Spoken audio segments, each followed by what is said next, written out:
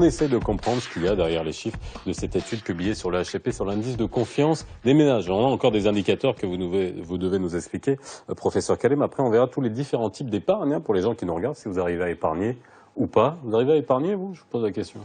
Pas beaucoup. Un petit peu. Non, je suis parmi les... Et ben voilà. Il est dans le déni, lui. Il est dans le quota du déni.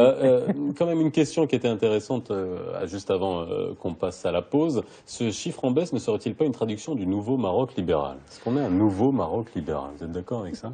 D'accord. Donc on va essayer de comprendre ce que le téléspectateur veut dire. Je crois que c'est vrai que lorsqu'on consomme assez, on vit bien. Mais d'autre côté, on ne peut pas aider au développement d'autres pays, à la prospérité, au bien-être, in fine, si on n'a pas cette culture d'épargne. Si on prend par exemple les pays sud-est asiatiques, la Malaisie, le Japon, l'Extrême-Orient, tous, ils sont développés par la mobilisation d'une épargne, un taux d'épargne excessif qui a été converti en un investissement de qualité. Ça, c'est un. Deuxième, c'est l'investissement en éducation. Et l'éducation en sens large. Et troisième, c'est le rôle de l'État dans tout ça. Le rôle de l'État, un autre rôle, c'est le développement d'une politique industrielle dirigée. On ne peut pas produire sans épargne, parce que l'épargne se transforme en investissement. L'investissement, il s'accumule et donne du capital. Le capital, c'est lui qui donne la production. Si on n'a pas d'épargne, on ne peut pas avoir du capital, on ne peut pas produire. Alors, donc pour rattraper, il faut revenir sur votre... Je vais faire appel à votre talent de vulgarisation, parce que vous dites l'épargne, investissement. Pour les gens qui nous regardent, le fait d'épargner, de quelle manière ça se traduit en investissement? C'est-à-dire qu'aujourd'hui, on met de l'argent qui est mis de côté, mais cet argent, il n'est pas mis de côté, il n'est pas en train de dormir. Lorsqu'on épargne l'argent que je vais mettre dans mon compte épargne, il n'est pas en train de dormir. Dans le circuit, la banque, il va l'utiliser dans les investissements. Donc l'épargne des ménages va être transformée en des projets d'investissement. L'épargne des entreprises aussi sont des acquisitions, des actifs physiques et des investissements. L'État aussi, il fait des projets. Alors vous n'êtes pas d'accord avec... J'ai une autre réaction sur Facebook de Ayman qui nous dit l'épargne est souvent nuisible à l'économie. Il faut inciter les gens à consommer. Je vous regarde. Ayman a tout à fait raison. J'allais rebondir sur cette idée. Parce qu'en fait, on va avoir une espèce de dilemme balancier entre booster le pouvoir d'achat des foyers et la capacité d'épargne. Alors c'est clair que l'épargne va servir, qu'il soit placé dans les banques ou auprès d'assurances ou certains, il va servir directement à des mécanismes d'injection dans l'économie et il va booster et l'industrie et un certain nombre de secteurs. Il est très favorable.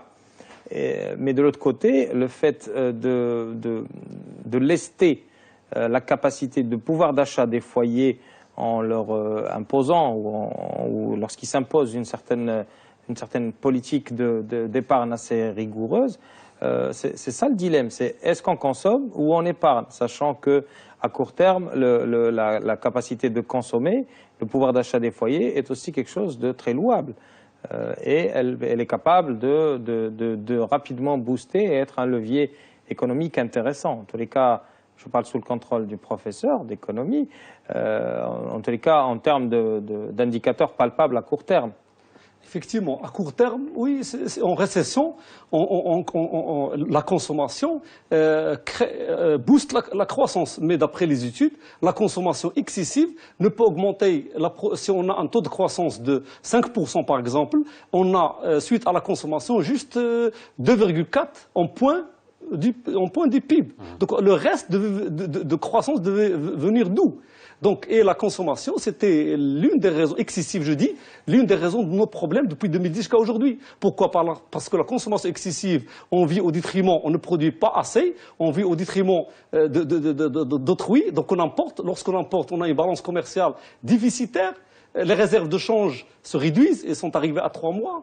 La masse monétaire qui est créée en fonction des réserves de change se réduit. Les liquidités bancaires ne sont plus. Donc on doit aller vers le marché international où on doit demander à la Banque centrale de donner aux banques des liquidités. C'est ce qu'il fait. Le taux de la réserve obligatoire, c'était 16% et on a réduit jusqu'à 2%. Pourquoi? Pour ne pas éponger les liquidités sur ce marché bancaire. Donc tout ça, il est venu de quoi? Il est venu d'une consommation excessive. Je ne dis pas que la consommation c'est mauvais, mais on doit assurer une complémentarité entre une consommation consommation qui va booster la croissance en période de récession, comme c'est le cas les 2 dernières années, et une épargne. Là, l'épargne, vraiment, on doit être unanime sur la question. Aujourd'hui, on est dans une consommation excessive. Est-ce qu'on allait? Non, on est aujourd'hui dans une consommation excessive. Exactement. Au niveau des ménages marocains. Il y a un chiffre qui est par rapport au surendettement, parce que qui parle consommation parle aussi crédit. Hein, vous en avez parlé. On a un chiffre de 28% de surendettement. Bon, lorsqu'on parle de crédit, j'en parle souvent à la radio. J'ai l'habitude de dire une phrase qui est finalement le crédit, c'est acheter des choses dont on n'a pas nécessairement besoin en empruntant de l'argent pour plaire à des gens qui ne nous plaisent pas tellement. En gros, c'est la manière avec laquelle on peut définir l'économie de marché. Mais aujourd'hui, 28% de surendettement. Comment on le calcule, ça aussi? On doit passer derrière les indicateurs. Le surendettement, c'est déjà par rapport à des gens qui ont accès au crédit et qui sont bancarisés. Et le surendettement, c'est un ratio, par contre, parce que vous allez avoir la capacité d'endettement qui va être un pourcentage du revenu des foyers, et certaines personnes vont aller à 100, 150, 200%. Vont se retrouver souvent dans du contentieux, vont se retrouver blacklistés, puisqu'il y a, comme vous savez, une liste commune entre les bailleurs de fonds où ils mettent sur une base de données les gens qui ont été incapables d'honorer leur crédit. Et c'est ça, donc c'est un calcul. Alors, comment éviter que les gens qui ont aujourd'hui la facilité d'acheter, parce qu'on va le voir, on va trouver des organismes de crédit à l'intérieur même de grandes surfaces et qui vous donnent avec une certaine facilité la possibilité d'acquérir des biens ménagers ou des biens de confort au quotidien, desquels on n'a peut-être pas tous les jours besoin, mais aujourd'hui c'est aussi le pushing de la société de consommation, de force de suggestion et du marketing derrière, qui fait que les gens ont un peu tendance à consommer, effectivement, et des fois avec de l'argent qu'ils n'ont pas. Mais alors, justement, si on compare le 28%, c'est pour ça que je vais vous faire parler du chiffre, 28%, est-ce qu'il reflète la réalité? Je compare à d'autres pays, hein. Par exemple, nous, on est à 28%, c'est le chiffre qu'on a. L'Afrique du Sud est à 46%, la France à 60%, pardon, l'Espagne à 80%, et les États-Unis au-delà de 120%. Au-delà de 120%. Mais alors, 28%, est-ce que ça reflète la réalité? Je posais la question, est-ce que dans ce chiffre-là, on ne met pas les gens qui ont, on va dire, l'endettement qui n'est pas institutionnalisé, en gros, pas auprès d'un établissement de crédit, pas auprès d'une banque, mais on peut être endetté si on emprunte à son voisin, à sa famille, etc. Alors dans l'endettement, par exemple, si je prends le chiffre qui a été publié par la Banque Al Maghreb dans son rapport 2014, on a 282 milliards de dirhams d'endettement des ménages. Sur le rapport de PIB de 2014, soit 863 milliards de dirhams, on trouvera un peu plus que ça. Mais comme vous avez dit exactement, on a un taux d'endettement faible par rapport à ces pays-là. Mais de l'autre côté, on a un taux d'endettement élevé par rapport à la Turquie, par rapport à la Jordanie et des pays. Donc, globalement, on peut estimer que le taux d'endettement des ménages et les moyens par rapport à des pays développés, il est au milieu. On est au milieu. Bon. Moi, je voudrais juste dire une chose, c'est que vous regardez les chiffres là, vous regardez rien, hein, vous avez tout dans la tête. Moi, je suis obligé de regarder mes fiches hein, pour sortir tous les chiffres. Bravo. Alors, par rapport aux différents types d'épargne, alors c'est vrai que ça, on va y arriver, mais aujourd'hui, quels sont les différents moyens d'épargner qui sont culturels? Là, on va aller vers l'assurance épargne retraite, les contrats d'assurance vie, c'est assez nouveau. Ça, au niveau du Maroc, c'est-à-dire même, on revient à la culture encore une fois, c'est pas si vieux que ça. Je veux dire, la démocratisation de l'assurance vie, de l'assurance épargne retraite, qui a encore de beaux jours devant elle. Oui, alors les produits privés, on va dire, entre guillemets, qui ont vu le jour commercialisés par les compagnies d'assurance, ont eu un très bon succès parce que ce sont des produits qui ont permis d'abord, avant la loi 2015, et j'expliquerai ce qui a changé fiscalement, qui avait permis de pouvoir épargner pratiquement la totalité de son salaire et aussi même de certains revenus exceptionnels. Donc ces produits-là, qui d'abord étaient limités par le fait de devoir rester en situation d'épargne et de capitalisation en 8 ans, et aussi un minimum d'âge de 50 ans avant de pouvoir liquider, permettait donc d'épargner, de cotiser 100% de son salaire et l'entièreté, comme je viens de dire, de son salaire. Alors ça permettait des avantages à l'entrée quand vous démarriez la cotisation, c'était la déductibilité de la prime. Sur l'IR, voilà, et puis aussi des abattements à la sortie. Donc à la sortie, on avait des abattements quand on récupérait le capital, qui pouvait aller jusqu'à 55%, et 40%, 55% quand on prenait la rente viagère, et 40% quand on récupérait le capital, au terme des 8 ans, bien sûr. Et ce qui a changé, au fait, avec dans la loi de finances qui a pris cours cette année, il y a des choses qui ont changé. Voilà. Alors, bon, on va les expliquer rapidement. C'est-à-dire qu'en gros, fiscalement, il y avait une petite niche qui était exploitée par un certain nombre de gens pour déduire quasiment, qui ne payaient pas d'IR parce qu'ils mettaient tout leur salaire, mais ça concernait une petite frange, vraiment un tout petit microcosme. Ça a changé les choses en termes de mobilisation de l'épargne sur ces contrats-là cette année. Quand il y a eu ce changement de loi en 2015, beaucoup de compagnies d'assurance, beaucoup de banques étaient un peu inquiètes par rapport au fait que l'élément incitateur numéro 1, qui était la déductibilité de l'IR, ne soit plus là, ou ne soit plus comme il l'a été, soit un frein. Ça n'a pas tellement été le cas parce que ce qui a été proposé est encore raisonnable. Ce qui a été proposé après 2015 dans cette loi, c'est le fait de plafonner à 50% la capacité d'épargner, 50% de son salaire. 50% de ses revenus. De ses revenus. Non, 50% de son salaire et 10% de ses revenus si on n'est pas salarié. 50% de son salaire et 10% maximum des revenus exceptionnels. Il faut savoir qu'il y avait des gens qui avaient des primes annuelles, qui avaient des revenus exceptionnels, et avant 2015, tout était déductible. Alors, ça n'a pas tellement changé parce que ça a permis quand même de garder cette attractivité pour ces produits-là. Et donc, aujourd'hui, depuis 2015... Pas d'impact négatif. Pas d'impact négatif à ce que je sache.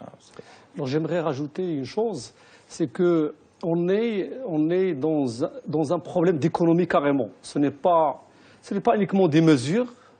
Là, je vois qu'on n'a pas une politique d'épargne alors qu'on en a besoin peut-être aujourd'hui que jamais. C'est quoi avoir une politique d'épargne? C'est quoi? C'est que la fiscalité encourage? Il n'y a que la fiscalité? Tous les éléments, c'est d'avoir des éléments d'une politique qui est cohérente et qui touche à tous les aspects.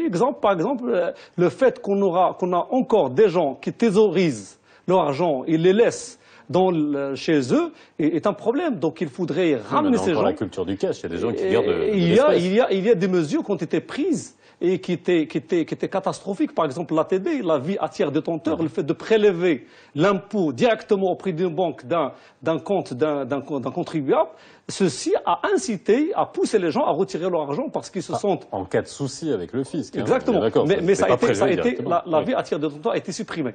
Heureusement. Alors ça, lorsque je parle de politique d'épargne, pourquoi? Supprimé, moins utilisé, mais c'est pas supprimé encore, il existe toujours. Alors donc, j'aimerais dire qu'il faut aussi, pourquoi je parle de politique d'épargne? Parce qu'on est dans deux situations. On a un chômage de 10,1% aujourd'hui, et on a une transition démographique dans laquelle on aura dans le futur beaucoup de vieux. Et les vieux, ils vont consommer sur le patrimoine qu'ils ont accumulé. Donc, on aura de la consommation. Il y aurait moins d'épargne. Donc, il faudrait agir sur l'épargne, sur tous ces niveaux. C'est pour cette raison que j'ai évoqué la politique au lieu des mesures comme ça isolées, inscrites dans des lois de finances. D'ailleurs, si je regarde la loi de finances 2011, les 3 produits qui ont été créés, je n'ai pas une réponse sur l'efficacité de ces instruments-là d'épargne, comme le compte d'épargne logement, le compte d'épargne éducation et le compte d'épargne action.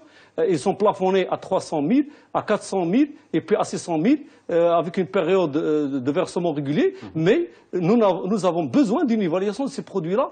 Où on est? Est-ce qu'on a réussi sur ça ou pas?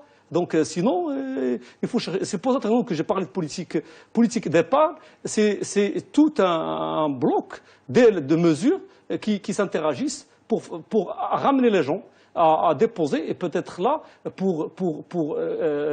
un des moyens, c'est d'augmenter le taux de bancarisation de l'économie qui est encore faible. On est à peu près à un peu plus de 40% de taux de bancarisation. Voilà. Alors j'ai une question et ça me permettra d'enclencher sur une question que je voulais vous poser sur Facebook de Mohsin qui nous dit pour la problématique de l'épargne, je pense que la non-existence de l'équité fiscale, il parle d'inéquité fiscale, Mohsin entraîne un niveau très faible du pouvoir d'achat, ce qui engendre que les gens ne se dirigent pas vers l'épargne. Alors, est-ce que, là, ça nous permet de parler de la fiscalité, vous voyez la fiscalité incitative pour les produits d'assurance épargne retraite, mais vous, en tant que professeur, voilà, on voit la boucle. Parler de politique de l'épargne, est-ce qu'il vaut mieux avoir de l'impôt que de l'épargne? C'est-à-dire, quelle est la balance? C'est-à-dire, si on enlève la consommation, ben, à un moment, ça va ramener peut-être en épargne, mais ça ramène moins en termes de taxes, de TVA et de taxes de consommation. Effectivement, les choses doivent être vues dans le contexte global. S'il y a des impôts, c'est qu'on favorise une épargne budgétaire, là. Oui. Et donc, alors... Sur une frange de la population qui paie des impôts. Alors, voilà, ce qui n'est pas le cas. Parce qu'il y a une interruption d'épargne de l'État budgétaire, elle est négative depuis 2010, 2011, 2012, suite au printemps arabe. Il a fallu, au niveau du Maroc, d'amortir le choc, c'est-à-dire de recruter et de subventionner les produits de base. Ceci a ramené à une épargne négative, budgétaire négative, c'est-à-dire que les recettes ordinaires qu'on a n'arrivent même pas à financer les dépenses de consommation. Donc, c'est pour cette raison que j'ai dit que la politique d'épargne, effectivement, c'est quoi? C'est d'avoir les ménages, l'épargne des ménages, de l'État et des entreprises et du reste du monde, c'est-à-dire le solde de la balance courante. Donc, l'essentiel, ce n'est pas est-ce que l'épargne va venir des ménages, mais il faut avoir une épargne assez suffisante pour qu'il puisse être transformé en investissement créateur de richesse et d'emplois. Parce qu'en fait, aujourd'hui, quand on va dire que cette émission, elle se bâtit sur une réflexion de chiffres qui ont été rédigés par le Haut Commissariat au Plan, quelle est la moralité derrière? Quelle est la... C'est ce qu'on est en train d'essayer de comprendre. On essaie de faire parler les chiffres du HCP. Les chiffres, puisque nous sommes censés, grâce à ces études, nous projeter dans le futur et se dire comment, avec si peu d'épargne, nous allons pouvoir affronter des situations dont a parlé le professeur Karim tout à l'heure, d'avoir une pyramide de vieillesse démographique qui va s'aplatir, avoir des gens qui vont vivre plus longtemps et vivre sur des économies qui sont censées avoir été créées et que ce n'est pas forcément le cas, qui vont être limitées en pouvoir d'achat et en train de consommer une épargne qui est censée être là. Et tout cela, ce chiffre-là, comment est-ce qu'on va se projeter? Quelles sont donc les solutions ou les réflexions ou la stratégie à mener pour pouvoir parer à des défaillances? Parce que là, si tous les indicateurs de pessimisme qui ont été cités sont là, je ris mais nerveusement, qu'est-ce qu'il faut prévoir? Qu'est-ce qu'il faut prévoir? Parce que là, c'est pas effectivement très optimiste. Alors, au niveau je disais tout à l'heure, les contrats d'assurance épargne retraite ou d'assurance vie qui sont privés, il y a une grosse marge de progression encore aujourd'hui sur le marché? Mais bien sûr que oui. Aujourd'hui, le taux d'assuranceabilité, que ce soit pour ces produits ou dans l'absolu, est encore relativement bas au Maroc. Il y a de la marge pour développer et ces produits, beaucoup de gens restent encore sur les épargnes retraites, sur les régimes classiques. On n'a pas beaucoup de gens, je n'ai pas le chiffre en tête par rapport aux personnes qui s'adressent au secteur privé, mais il y a de la marge pour pouvoir un peu se développer ce genre de produits. Et c'est vraiment des produits nécessaires aujourd'hui parce qu'ils vont apporter la liquidité nécessaire pour que l'on puisse, comme j'ai dit tout à l'heure, booster un certain nombre de secteurs dans l'économie nationale. Alors, il y a aussi, on revient encore à la culture de l'épargne, investir dans la pierre. C'est-à-dire qu'en gros, l'immobilier, acheter un appartement, acheter une maison, acheter un terrain était une manière, ou est encore une manière, c'est la question que je vais vous poser, finalement, d'épargner. Est-ce qu'aujourd'hui, c'est encore vrai, après l'explosion de la bulle immobilière qu'on a vue au Maroc au début des années 2000, est-ce qu'aujourd'hui, l'immobilier, la pierre, est toujours une valeur sûre en termes d'épargne? Effectivement, d'après les chiffres qui sont donnés, les ménages marocains, ils ont tendance à préférer d'investir dans l'immobilier, l'achat des biens durables. Et comme en témoigne, la part de l'endettement, elle est constituée à 64% de l'achat des logements. Là, effectivement, c'est lié à la culture de ne pas pouvoir épargner. On constitue une sorte d'épargne forcée à travers la transformation des liquidités ou de revenus vers le logement. Donc effectivement, ça constitue une source de confiance pour les ménages. Mais est-ce que c'est toujours aussi rentable aujourd'hui? C'est-à-dire quand on voit les chiffres, si voilà, d'un point de vue économique, si on compare les taux de rendement, que ça soit des comptes sur carnet, on va parler des différentes aussi types de placements qu'il peut y avoir, que ce soit les dépôts à terme ou les autres types ou les contrats d'assurance épargne retraite qui sont rémunérés. L'immobilier n'explose pas comme avant. La spéculation n'est plus possible comme c'était avant. En termes de placement, effectivement, c'est peut-être moins juteux. Mais il y a ce côté toujours épargne, sécurité, cette dimension de la sécurité de l'épargne. Ça ne disparaît pas. Que ça ne disparaisse pas, que je me constitue quelque chose qui est à moi déjà et où l'acquisition du premier foyer est une bonne conversion. C'est une bonne conversion de sécurité d'épargne. Maintenant, elle est biaisée parce que si le matelas d'épargne n'est constitué que de foncier, en cas de coup dur collectif ou en cas de situation, on va dire, généralisée, on va avoir trop d'offres de foncier et ça va pas, je parle encore sous votre contrôle, professeur, ça va un peu lester et bloquer l'étendue de cette épargne. Donc, en termes de sécurité, la dimension de sécurité, puisque souvent on a ramené dans cette émission à comment le produit est perçu, à la psychologie du citoyen par rapport à cette épargne et à la notion d'épargne, la notion de sécurité est quelque chose qui ressort très fort. Le fait d'épargner est lié à l'aléa, est lié. Alors, justement, ce sentiment de sécurité, il est plus fort que l'arithmétique? Parce que si vous nous avez parlé d'épargne forcée, donc en gros, il y a des gens qui s'endettent pour épargner. C'est-à-dire qu'en gros, ils s'endettent pour mettre de l'argent de côté, mais en s'endettant, ils vont payer des intérêts et qui ne correspondent absolument pas à ce qu'ils vont gagner en placement. Est-ce qu'aujourd'hui, il ne peut pas y avoir un transfert de valeurs comme l'immobilier vers l'épargne classique? Je crois que la rationalité économique, parce que de toutes les façons, un mélange, il est rationnel. Il est rationnel dans le sens où... Mais il est rationnel jusqu'à un certain point. Parce que à un certain point, il y a une certaine rationalité.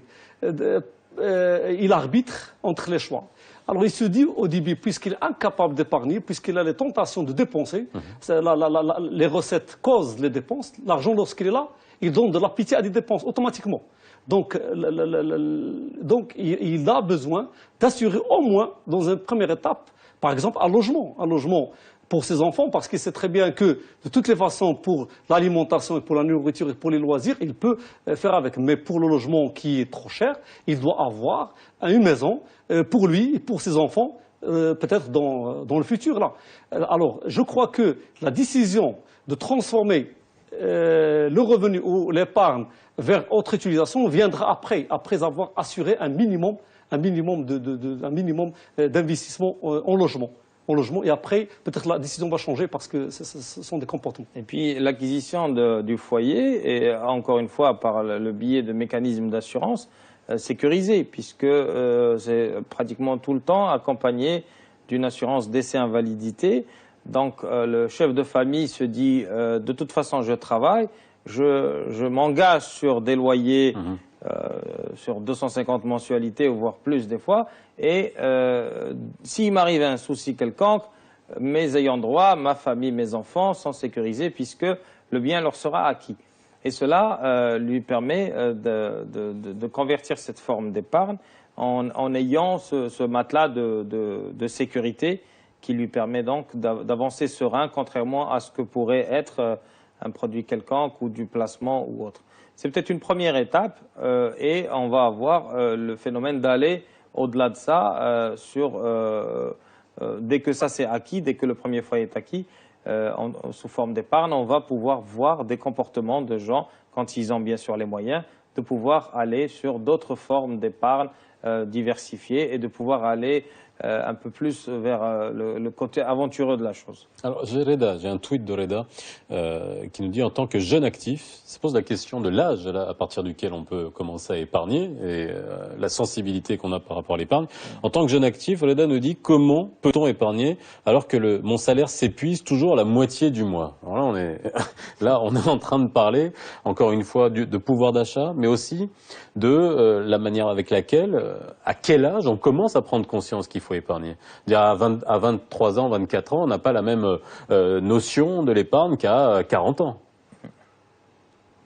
Exactement.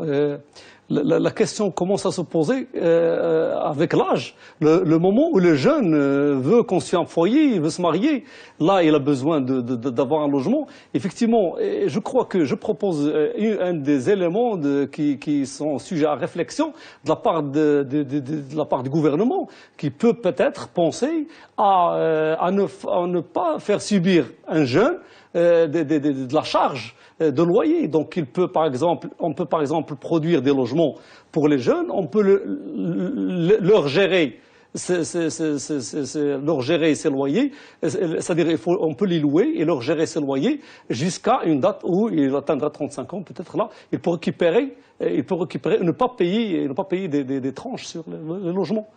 Aujourd'hui, cette baisse de l'épargne, comme on a vu, enfin ce chiffre en tout cas, tel que communiqué par le HCP à travers ce sondage, quel impact ça peut avoir sur notre modèle économique, tout simplement? Là, je vous pose la question d'un point de vue macroéconomique. Vous avez expliqué un peu tout à l'heure, brièvement, de quelle manière l'épargne jouait dans l'économie, à savoir la capacité d'investissement. Aujourd'hui, ce chiffre-là, qu'est-ce qu'on va en faire? Qu'est-ce qu'on peut en faire? Qu'est-ce qu'un gouvernement peut en faire?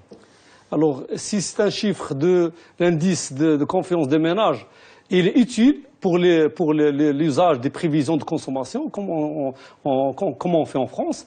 Chez nous, j'espère qu'il ne soit pas politisé et qu'il sert à des prévisions de consommation. Malheureusement, lorsque les enquêtes sont faites, sauf les ménages qui restituent, on fait la même chose pour les entreprises, mais les entreprises ne répondent pas. Et donc, la restitution se fait avec retard et il perd un usage. Il perd un usage économique, purement économique. C'est ça l'usage, le seul qui est fait en France. Et aujourd'hui, je crois qu'il y a une certaine tendance à politiser. J'espère que ce ne serait pas le cas et qu'il soit utilisé pour des usages plus scientifiques de prévision de consommation dans le futur, etc. Alors, le deuxième, concernant l'épargne, effectivement, ça nous interpelle. Les ménages ont la perception comme quoi ils sont incapables d'épargner. Ça nous interpelle parce que c'est toute l'économie, comme j'ai dit, qui est en question. Il faudrait favoriser une épargne de différentes façons. Ça, c'est incontournable parce qu'autrement, on ne pourra pas créer les emplois. On ne pourra pas créer les emplois. La consommation ne crée pas les emplois, c'est l'épargne qui crée les emplois. Et lorsque je dis moins d'emplois, je dis chômeur. Et un chômeur, c'est qui au Maroc? C'est une famille. Un chômeur, c'est un humain. Un chômeur, c'est un humain en chair et en os. C'est pas une simple statistique, c'est pas un dénombrement de cadavres. Donc il faut penser de cette façon, il faut créer de l'emploi. Pour créer de l'emploi, il faut investir. Pour investir, il faut de l'épargne. Alors, comment on transmet? On est aux dernières minutes de l'émission, mais les Français sont les champions de l'épargne, parce qu'il y a cette espèce de culture aussi, avec une sensibilisation qui est faite très tôt, notamment aussi au niveau des contrats d'assurance épargne-retraite, qui est vraiment dans la culture. C'est quoi les leviers? J'imagine que toutes les compagnies d'assurance commencent à investir ont déjà investi ce segment-là. Il y a matière à, je sais pas, sensibiliser la manière avec laquelle on gère un budget, parce que ça pose aussi cette question. Est-ce que le Marocain sait gérer son budget? C'est une tendance que je vous demande. On l'a pas là, mais. Alors, quand on va voir de près certaines situations où le foyer va être en surconsommation sur des fois du superflu et des fois des restrictions de budget sur des choses essentielles comme peuvent être l'éducation ou comme peuvent être des choses salvatrices au foyer et qui sont des éléments importants par rapport au futur d'un foyer en termes d'éducation, en termes de santé, en termes de qualité de vie. On se pose des fois des questions. Maintenant, c'est certainement culturel. Le professeur Karim avait raison de dire tout à l'heure qu'on aurait peut-être enrichi ce plateau en ayant un sociologue ou quelqu'un qui va s'intéresser. Vous disiez qu'on manque d'études en la matière. On manque cruellement d'études en la matière. C'est extrêmement comportemental. C'est certainement comportemental et c'est lié peut-être à notre société. Donc il faudrait, si on devait s'adresser aux jeunes aujourd'hui qui démarrent leur vie, de leur dire que c'est fondamental et très important d'essayer de rationaliser, de réfléchir à où vous mettez l'argent et que le fait d'acquérir un bien immobilier en début de carrière ou une forme quelconque d'épargne peut être quelque chose d'important en termes de restriction de ce budget parce qu'en début de carrière, peut-être que le jeune homme qui s'est adressé à nous tout à l'heure ne rationalise pas. J'espère que je me trompe. Il y a une mentalité anglo-saxonne qui dit il faut enlever son épargne et après on a son budget. Et après vous vivez avec le reste. Merci d'avoir été avec nous ce soir pour essayer de comprendre ces chiffres du HCP. Excellente soirée sur Média TV. Ne ratez pas la rediffusion à 22h40. Si vous nous avez pris en route, à demain.